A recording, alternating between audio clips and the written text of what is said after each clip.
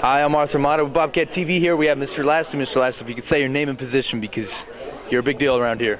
I'm John Lashley. I'm the president of Tucson Speedway, and we're affiliated with Bobcat TV at Cienega High School.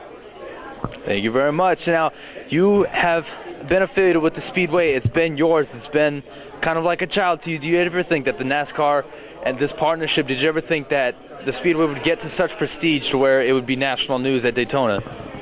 Really never envisioned that. Our approach has just been grassroots. We've just been trying to grow the track, to grow the number of competitors that are there, and have additional fans come out. But Bob Duvall from NASCAR came out to the track about 4 months ago, and he went out to the track and said, gee, this is one of the prettiest racetracks in America. He said, this needs to be part of the NASCAR family. And so we've worked hard to do that. And I think when fans come out there and see the level of competition that we have, and the fan involvement, and also the involvement with Bobcat TV and Cienega High School, which we are very proud of, having Bobcat TV out there to film our races. So we're thrilled. We didn't anticipate it was going to be like this, but this is sort of like it was a natural progression of where we should be. So thank you. Welcome. And could you just take a moment and tell us the story of how this idea came up, not with NASCAR, but just the idea of, hey, let's build a racetrack out in Tucson? Well, the track has been there when it was Corona Speedway since the late 60s. It was a dirt track at that time.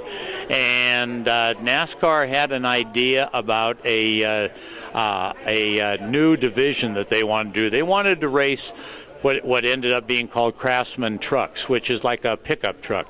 Sort of looks like a car with a pickup truck bed on it. So the head of NASCAR, Brian France, he was delegated. He was just a young guy in his 20s at the time.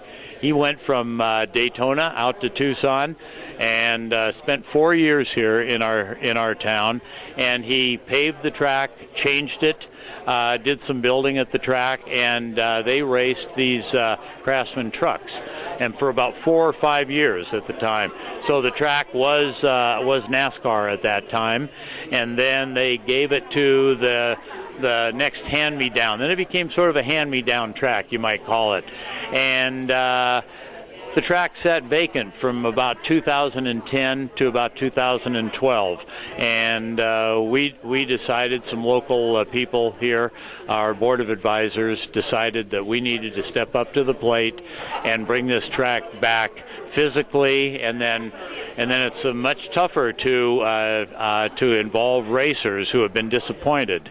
They saw the track go away, and their cars that they used to race here were sitting, in their garages, in their backyards.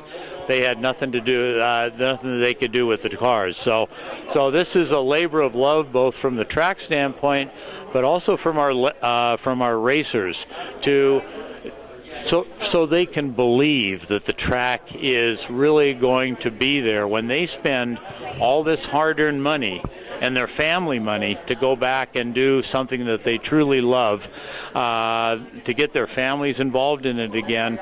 It's a leap of faith for them to believe that Tucson Speedway is going to do what it says it's going to do. But we've kept our promise and more. We're back, and now we're part of NASCAR, and I think this is a natural progression of things. We're very proud.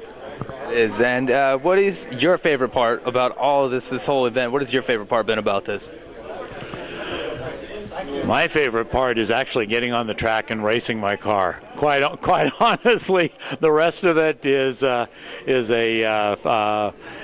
exercise in running a business, and I don't really find that fun. I find the release, if you will, to be doing what I really set out to do, which is bring this track back and make it fun.